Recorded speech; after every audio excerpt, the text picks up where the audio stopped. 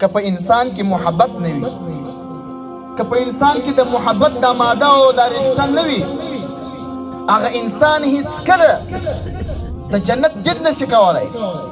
هغه انسان هیڅکله د رسول الله صلی الله علیه وسلم ملاقات نشي کولی. انسان ته ولې انسان وایي؟ انسان د انس جوړ دی. انسان باید د رب العالمین سره محبت ولري. انسان باید د رسول الله صلی الله علیه وسلم سره محبت ولري. ورځ تر بلې باید ته د رب العالمین حضور ته لا متوجه کېږي او لا به مناجات قوي کېږي. د اولیاءو محبت دا د سرو زرو حیثیت لري. د اولیاءو محبت دا د ایمان کمالداري ده.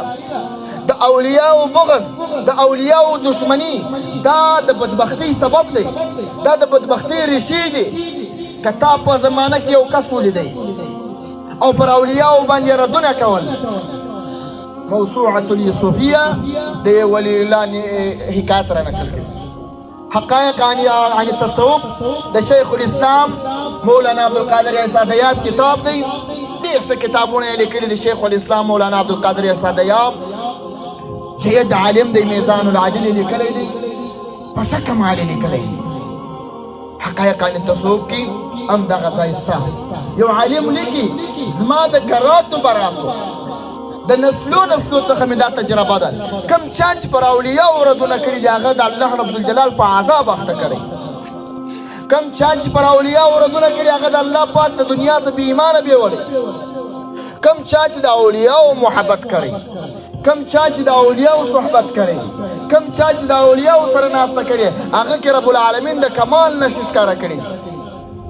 عمومي مثالو کې خلک پیرانو پیر صاحب په مثال کې پیشي.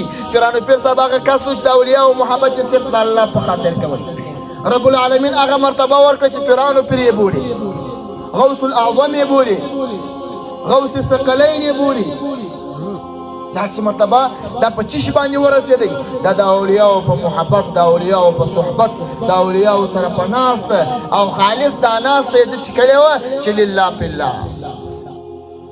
د اولیاءو محبت ته ورته خالص په دې خاطر باندې چې رب العالمین په دې خاطر ورته چې ته راته راضي شي.